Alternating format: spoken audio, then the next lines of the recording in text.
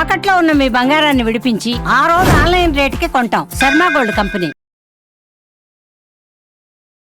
అందరికీ నమస్కారం. నా పేరు మాధురి. మీరు చూస్తుంది సుమన్ టీవీ నెట్వర్క్. మనకు తెలియని ఎన్నో ఆధ్యాత్మిక విషయాలు మనకి తెలియజేయడానికి మనతో పాటు ఉన్నారు ప్రముఖ జ్యోతిష్య పండితులు బ్రహ్మశ్రీ గుండెపూటి సుధీర్ శర్మ గారు. నమస్కారం గురువు గారు. శ్రీమాత్రే నమః. శ్రీ గురుభ్యో నమః. గురుగారు, అక్షయ తృతీయ అంటే ఖచ్చితంగా ఎంతో కొంత గోరంత బంగారం అన్నా కొనాలి, లేదంటే అమ్మో ఏమైపోతుందో ఏంటో అన్న ధోరణిలోకి ప్రజలు ఆలోచిస్తున్నారు. అసలు అక్షయ తృతీయ రోజు ఏం చేయాలంటారు? ఎలాంటి పనులు ఈ ఎండాకాలం అక్షయ తృతీయ కలిసి వచ్చినప్పుడు మనం చేస్తే మనకి పుణ్య ఫలితం ఉంటుందంటారు అన్న విషయాలు తెలుసుకోవాలనుకుంటున్నామండి. తప్పనిసరిగా నాన్న. అక్షయ తృతీయ వైశాఖ శుద్ధ తదియ ఈ సంవత్సరం 30వ తారీఖు, ఏప్రిల్ 30వ తారీఖు వచ్చింది. అక్షయ తృతీయ బంగారం కొనుక్కోవటం మంచిది నాన్న, చాలా మంచిది. ఎంత బంగారం కొంటే అంత మంచిది. ఎవరికి? బంగారం షాపులు వాళ్ళకి. మనం కొనుక్కుంటే వాళ్ళకే మంచిది, అంతే కదా, వ్యాపారం జరిగేది వాళ్ళకే కదా. ఇక్కడ అక్షయ తృతీయ అనేటువంటిది అసలు ఏ కార్యం చేయాలి, ఎలాంటి దాన ధర్మాలు చేయాలి అన్న విషయాన్ని మర్చిపోయి మగవాళ్ళు భయపడేంత పరిస్థితి వరకు తీసుకొస్తుంది అక్షయ తృతీయ. బంగారం కొంటావా చస్తావా అనే పరిస్థితి వరకు. డబ్బులు ఉండొచ్చు, లేకపోవచ్చు. అంటే ప్రతి ఒక్కళ్ళకి అందుబాటులో ఉండేటువంటి పరిస్థితి కూడా తక్కువగా ఉంది కదా నాన్న. ఇప్పుడు దాదాపు 9,500 10,000 రూపాయల దగ్గరకు వచ్చేసింది. అవునా? బంగారం రేటు తక్కువలో ఉన్నప్పుడు కొనుక్కుంటే ఆనందం, కానీ ఎక్కువలో ఉన్నప్పుడు ఎగబడి కొనుక్కుంటే మనకేముంటుంది? మనకి మామూలుగానే ఉంటుంది. ఆ షాపు వాళ్ళకి మాత్రం మంచి లాభాలు తెచ్చి పెడుతూ ఉంటుంది. ఇక్కడ ముఖ్యంగా నాన్న, అక్షయం అంటే నాశనము లేనటువంటిది అనేది అక్షయం అని చెప్పి పిలుస్తూ ఉంటాం. అహా అంటే కాదు, లేదు. క్షయం అంటే నాశనం. అందుకని మనం అక్షతలు కూడా ఎందుకు వేస్తారు? ఎప్పటికీ నాశనం కానిటువంటివి కాబట్టి అక్షతలు వేస్తాం. అక్షంతులు అని ఎందుకు అంటారు అంటే ఎప్పటికీ నాశనం కాదు అంటే వాటి ద్వారా వచ్చినటువంటి ఆశీర్వచనం ఎప్పటికీ నాశనం కానిది అని అర్థం. అందుకని అక్షతలు వేయించుకుంటాం శిరస్సు మీద కదా. ఈ అక్షయ తృతీయ రోజున ఏది చేస్తే అక్షయంగా ఉంటుందో అది చెయ్యాలి. బంగారమే కొనుక్కోవాలన్న నిజమే, ఉన్నవాళ్ళు కొంటారు. 100 గ్రాములు కాదు, కేజీ కూడా కొనొచ్చు. అని లేని వాళ్ళ పరిస్థితి. అసలు పూర్ ఉండేటువంటి వాళ్ళు, వాళ్ళకు కూడా అనిపిస్తుంది కదా, అరే పండగ రోజున అందరు బంగారం కొనుక్కుంటున్నారు, మనం కొనుక్కుంటే వచ్చే సంవత్సరానికి ఇంకాస్త ఎక్కువ అవుతుంది, ఇంకా ఎక్కువ కొనుక్కోవచ్చు అనేటువంటి ఒక ఆలోచన వస్తుంది. అది మొట్టమొదటిగా ముందు మైండ్లోంచి తీసేమని చెప్పండి జనాలు. చాలా మంచి విషయం చెప్పారు గురువు గారు. ఇప్పుడు లేనివాడు బంగారం కొనాలంటే 1 గ్రాము కొనాలంటే 10,000 రూపాయలు అప్పు తీసుకురావాలి. తీసుకొచ్చి బంగారం కొనుక్కొని అప్పు తీర్చలేక బంగారాన్ని మళ్ళీ తీసుకెళ్లి తాకట్టు పెడితే లక్ష్మీదేవి అనుగ్రహిస్తుంది మనల్ని? కాదుగా. కొన్ని రోజులకి వడ్డీ కట్టి చివరికి వదిలేస్తాడు. అది కాస్త ఆక్షన్లో వెళ్ళిపోతుంది తాకట్టు పెట్టుకునే చోట. అప్పుడు ఏమైంది? 10,000 రూపాయలు అప్పు మిగిలింది తప్పితే ఇంట్లో బంగారం మిగిలింది అయితే లేదు. అవునా? దానివల్ల ఏ ఉపయోగం ఉంటుంది చెప్పండి? ఇంట్లో ఉన్న బంగారానికి పూజ చేసుకోవడం అనేటువంటిది ప్రధానం. ఒకటి. దాంతోపాటుగా ఇంట్లో ఉన్న బంగారాన్ని పూజ చేస్తుంటే ఇంకా పెరుగుతూ ఉంటుంది. ఎప్పుడు రేట్లు తక్కువ ఉంటే, నిజంగా మాట చెప్పాలంటే ఈ పంచాంగ శ్రవణం విధానంలో కూడా అదే చెప్పాను నేను. ఏప్రిల్ 30వ తారీఖు నుంచి జూలై 30వ తారీఖు వరకు రేట్లు బాగా పడిపోతాయి. గోల్డ్ రేట్లు నేను పంచాంగ శ్రవణంలో కూడా చెప్పాను అన్న, తగ్గిపోతాయి. అప్పుడు కొనుక్కోండి. దాదాపు మరలా సర్వసాధారణమైనటువంటి వ్యక్తులు కూడా కొనుక్కునేటువంటి పరిస్థితికి దిగజారిపోతుంది బంగారం. దాదాపు 56,000 57,000 దగ్గర నుంచి 60,000 లోపలికి రాబోతోంది. ఓకే, నిజంగా ఇది ఒక శుభ సూచికలానే ఉంది. తప్పనిసరి 3 నెలలు, మే జూన్ జూలై 3 నెలల్లో బంగారం కొనుక్కోవాలంటే అప్పుడు కొనుక్కోండి అని నేను పంచాంగ శ్రవణంలో చెప్పానన్న. నిన్న నేను టీవీలో చూస్తే 56,000కి పడిపోబోతున్న బంగారం అని చెప్పి నేను హెడ్డింగ్ వేసి ఒక న్యూస్ చెప్పారు. అంటే మన హిందూ ధర్మం పంచాంగం కూడా సర్వసాధారణంగా రాయరు కదా నాన్న, పంచాంగకర్తలు కూడా. ఏ సమయంలో ఏ రకమైనటువంటి కష్టాలు వస్తాయో ముందుగానే రాస్తూ ఉన్నారు.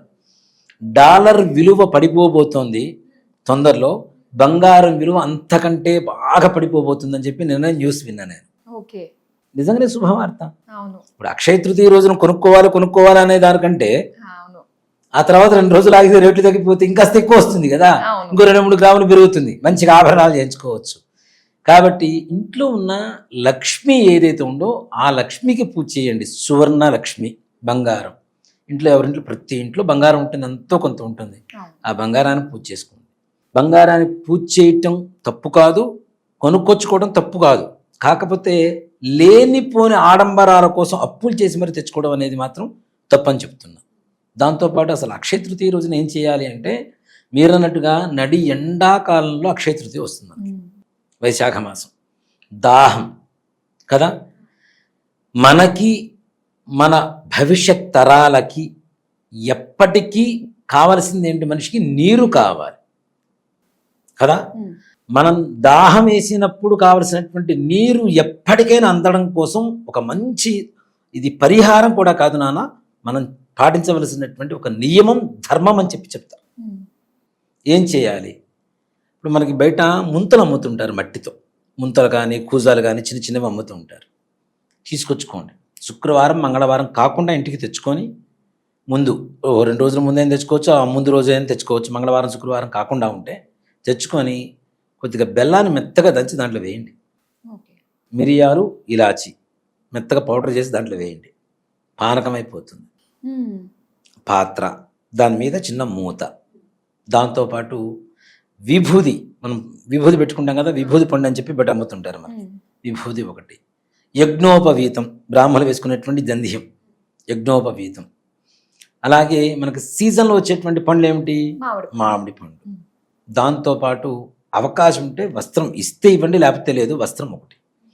దీంతోపాటు విసన కర్ర, హ్యాండ్ ఫ్యాన్ అంటాం కదా, అది కూడా ప్లాస్టిక్ ఇవి కాదు, వెదురు బద్దలతో తయారు చేస్తుంటారు.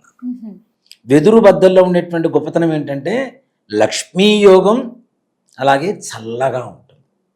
ఇప్పుడు ఎండాకాలంలో వెదురు పొదల దగ్గరికి పోయి కదిలించండి, పాములు బయటకు వస్తూ ఉంటాయి, ఎందుకంటే లోపల చల్లగా ఉంటుంది, అక్కడ చేరుతుంటాయి ఈ పాములన్నీ కూడా. వెదురులో చల్లదనం ఎక్కువ. వెదురు బొంగుల్లో నీళ్లు పోసేసి మనం ఒక గాలికి వేలాడేసి బయట తగిలిస్తే చల్లగా తయారవుతుంది. ఒకప్పుడు అవే ఉండేవి కదండి, ఉండేవి కదా కదా. ఆ వెదురు బద్దలతో తయారు చేసినటువంటి విసనకర్ర, ఇవి ఒక బ్రాహ్మణుని ఇంటికి పిలిచి చక్క కాళ్ళు కడిగి ఆయనకి ఇవి దానం చేయండి. దీంట్లో మీ ఇంట్లో లక్ష్మీదేవి అక్షయంగా ఉంటుంది ఎప్పటికీ కదా. అక్కడ దానాన్ని కూడా ఉదకుంభ దానం అంటాను నాన్న. ఉదకుంభము అంటే, ఉదకము అంటే నీళ్లు, కుంభము అంటే పాత్ర కదా. ఉదకుంభ దానం బ్రాహ్మడికి పానకంతో ఇస్తే, ఎవరైతే ఇస్తారో వారికి చనిపోయేంతవరకే కాదు, భవిష్యత్ తరాలకు కూడా కావలసినంత నీరు వారికి చక్కగా చెందుతూ ఉంటుంది. పంటలు కావచ్చు, దాహం కావచ్చు, ప్రతి ఒక్క అవసరానికి నీరు లేని ఏమీ చేయలేము. ఏం తిన్నా ఏం తాగినా మళ్ళీ చేయగొడుకోవాల్సిందే, నీళ్లు కావాల్సిందే తప్పనిసరిగా. ఏ పదార్థం తయారు చేయాల్సిందా నీరు కావాల్సిందే. అలాంటిది నీటికి ఎక్కడ ఎద్దడి అనేటువంటిది ఎక్కడ ఉండదు. జీవితంలో ఎప్పటికీ మనకి నీళ్లు దొరుకుతూ ఉంటాయి. దాంతోపాటు మనం ఇస్తున్నటువంటి వెదురు అంటే లక్ష్మీ స్వరూపం అని ఎందుకు చెప్తానంటే నాన్న, వివాహం అప్పుడు వెదురు గంపలో పెళ్లి కూతురు తీసుకొని వస్తారు. అవునండి, లక్ష్మీదేవి కాబట్టి ఆ వెదురు బద్దల్లో తయారు చేసినటువంటి ఆ బుట్టలో తీసుకొని వస్తారు. పేరాల గంప అని చెప్పి పిలుస్తుంటారు చాలా మంది. ఇప్పుడు అమ్ముతున్నటువంటి డిజైన్ చేసిన గంపలు కాదు, ఒట్టి వెదురు బద్దలతో తయారు చేసినటువంటి గంపలో తీసుకుని వస్తే లక్ష్మీదేవి స్వరూపంగా అమ్మవారిని చూస్తారు. అక్కడ ఏంటంటే ఆ వెదురు బద్దలతో తయారు చేసిన బుట్ట ఏదైతే ఉందో అది కమలంతో సమానం. అది కదా లక్ష్మి అంటే. ఆ లక్ష్మి మన ఇంట్లోకి రావాలి అంటే, మన ఇంట్లో ఉండే అలక్ష్మి దూరం అవ్వాలి అంటే తప్పనిసరిగా బ్రాహ్మడికి ఈ విధంగా దానం ఇస్తే ఇది పుణ్యం అక్షయం అవుతుంది, భవిష్యత్ తరాలకు కూడా మంచి బాటను వేస్తుంది. అంతేగాని బంగారం కొనుక్కొచ్చుకోండి, బంగారం తెచ్చుకుంటేనే మీకు అక్షయ తృతీయ అనేటువంటి అపోహలు మాత్రం అస్సలు వద్దు, అవి మైండ్లోంచి తీసేయండి. చాలా బాగా చెప్పారు గురువు గారు. నిజంగా అక్షయ తృతీయ అంటే లేనిపోని ఆర్భాటాల కోసం పాపం వాళ్ళు హింసించేస్తూ ఉంటారు మీరు అన్నట్టుగానే వాళ్ళ భర్తల్ని. అండ్ ఇది ప్రతి ఒక్కరికి కూడా కనువిప్పు కావాలి. మెయిన్ మన కోసం కాకుండా దాన ధర్మం చేసి మనం ఏంటో చాటి చెప్పుకునే విధంగా మనకు అక్షయ తృతీయ ఉంది అన్నది మీరు చాలా చక్కగా మాకు తెలియజేసినారు. దానం ఇస్తూ ఉంటే నాన్న అక్షయం, దానం ఇచ్చేంత ధనం మన దగ్గరకు వస్తూ ఉంటుంది కదా, అది కూడా అక్షయమే కదా. అంతే కదా అండి. చాలా చక్కగా తెలియజేశారు గురుగారు, ధన్యవాదాలు. శ్రీమాత్రే నమః. శ్రీ గురుభ్యో నమః.